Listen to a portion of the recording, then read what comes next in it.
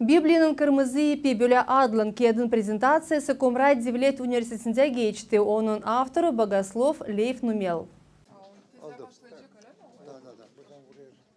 Biblia'nın kırmızı ipi kağıdı faydalı olacak onlara kim Biblia'yı ta derinden anlama ister hem onlar için kim bu önemli kağıdı öğrenmeye başlar. Kağıdı çevirmek için hem tiparlamak için birleştirdiler kuvvetlerini uzmanlar Gagauz yerinden hem Finlandiya'dan. Projektin koordinatörü İlya Karaseni sevinir sonuçta iş başa çıktı. Da Gagauz dilini bilenler hem Allah lafını sevenler bu kağıdın materyallerinden tanışabilecekler.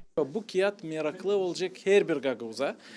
Kim ister anlama tayisle doğruluğu hem Biblia'yı. Çoğu insanlar okuyarlar Biblia'yı. Biblia girer Guinness kağıdın rekoruna. Hem çok kopya var dünyada hem çok dillere o çevirilir. Ama çoğu insanlar kim denerler onu okuma.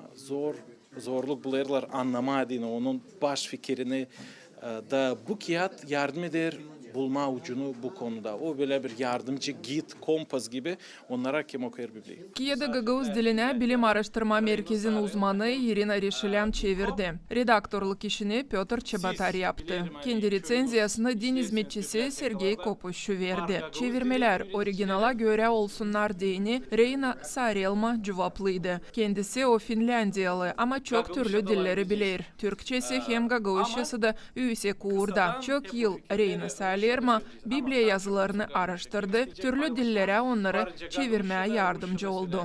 Gagauz'a geldiğimde öğrendim ki Biblia çevriliyor, yani Moskova'daki olan enstitü onu yapıyor ama eski bağlantı yani o yoktu. Ve bir de yani Biblia'nın özeti veren öyle bir Gagauzca dilinde öyle bir kağıt hiç yoktu. Bazı arkadaşlar bunu teklif ettiler. Bu aynı kağıdı Rusça olarak okumuşlar. Ve onu teklif ettiler ve biz kabul ettik. Kısmetli o insanlar kimin var kolaylığı Biblia'yı ana dilinde okuma, vurgular Reina Sarelma. Çok önemli.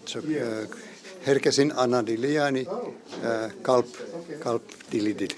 Biblia'nın kırmızı ipi Gagauz dilinde kağıdının bir özelliği var. Onlar kimin yok kolayı ya da vakıdı onu okuma var nasıl seslesinler.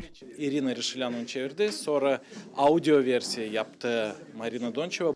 Gagauzça'ya Lev Numel'ın Biblia'nın kırmızı ipi kağıdı çevrildi yüksek uğurda alarak hesaba din konusunda oluşan tradisiyaları yazdı. Kendi recenziyasında Piotr Çebatar. O vurguladı Biblia'dan alınan örneklerin çoğu verili şimdiye kadar Gagauz dilinde tiparlanan kağıtlara göre. Valentina Çoban, Grigori Stavilov, Artyom Tapal, GRT Haberler. Koruyalım dilimizi hem kültürümüzü.